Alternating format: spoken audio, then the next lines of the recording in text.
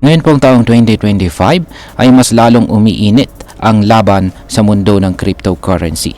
Sa dami ng mga bagong projects, applications at saka token na lumalabas, mahalaga na malaman natin kung alin ang mga may tunay na potensyal. Isa sa mga balitang mainit ngayon ay ang integration po ng Pi Network kay Chainlink.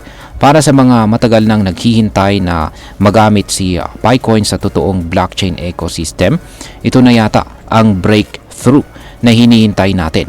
Pero ano nga ba ang ibig sabihin ng integration na ito? At higit po sa lahat, paano po ito makakaapekto sa atin bilang mga Pinoy crypto traders at investors ni Picoin? Kaya yan po ang siyang ating pag-uusapan sa video na ito, pero bago po tayo magpatuloy ay pakibasa na lamang po muna ang disclaimer dito sa ibaba ng ating screen. Ayan, simulan po natin sa unang katanungan. Ayan, kung ano nga ba ang Pi Network at bakit po ito mahalaga.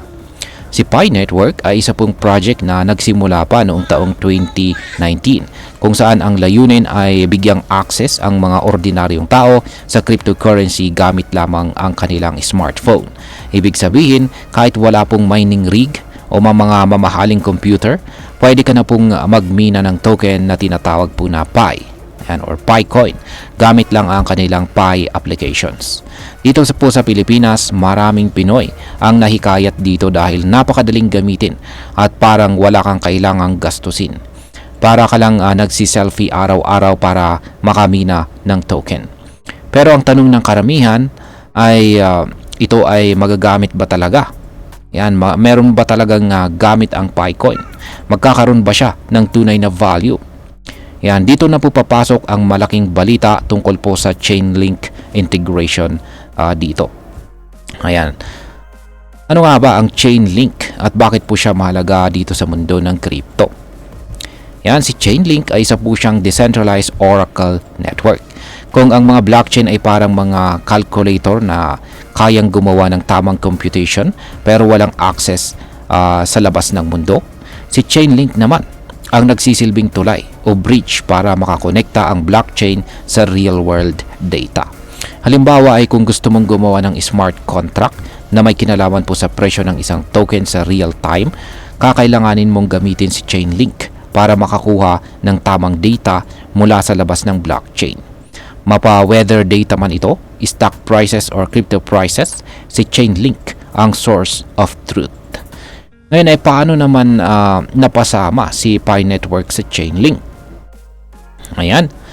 Ayon po sa official X account ng Pi Network, sila po ay sinama bilang isa sa 12 bagong data feeds na isinama ni Chainlink sa kanilang ecosystem. Ayan. Ibig sabihin ay pwede nang makuha ng mga decentralized apps or dApps ang presyo ni Picoin gamit lamang ang Chainlink data. Pero hindi lang yan. Dahil sa integration na ito, pwede nang gamitin si Picoin sa mga smart contracts, blockchain-based games at saka Web3 financial services tulad po ng lending, staking at saka yielding. Kumbaga si Picoin na dati ay parang nasa sariling mundo lang, ngayon ay pumasok na po siya sa mas malaking Web3 ecosystem na may real-time, reliable at saka transparent na data. Ngayon is ano naman ang ibig sabihin nito para kay Picoin? Ayan. Ang isang malaking problema ni Picoin noon ay ang kakulangan sa integration at saka access sa mga pangunahing crypto tools at saka decentralized applications.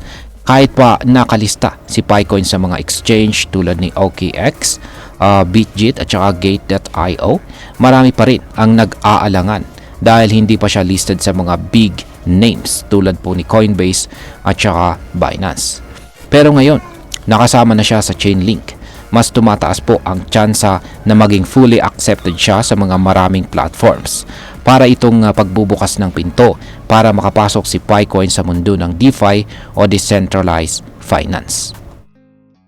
Ngayon ay paano naman po makikinabang ang mga crypto users sa integration na ito? Yan, lalong-lalo na po sa atin bilang mga Pinoy na interesado kay Pi Network. Yan, dito lang po sa Pilipinas ay milyon-milyon na po ang gumagamit ng Pi app. Mula po sa estudyante hanggang sa tricycle driver, marami ang umaasa na balang araw ay magkakaroon ng tunay na halaga itong si Picoin.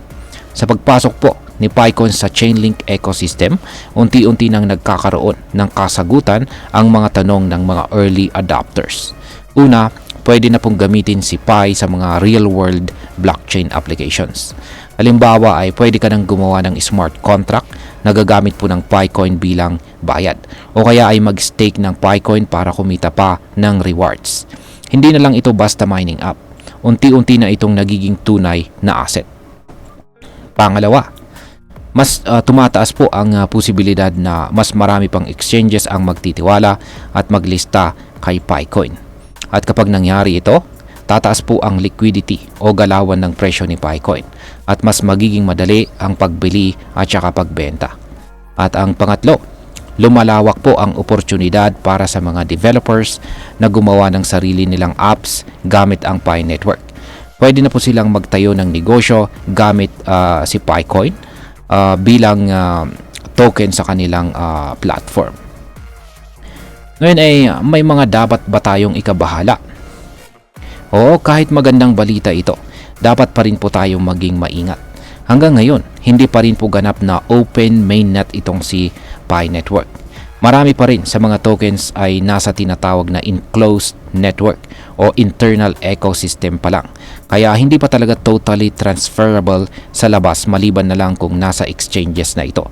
Kaya habang umaasa tayo sa tuluyang pagbubukas ng mainnet at paggalaw ng presyo ni Picoin, importante pa rin tandaan na speculative pa rin ito. Hindi pa guaranteed ang future price niya at hindi rin natin alam kung kailan magiging 100% open si Picoin sa labas ng network nito.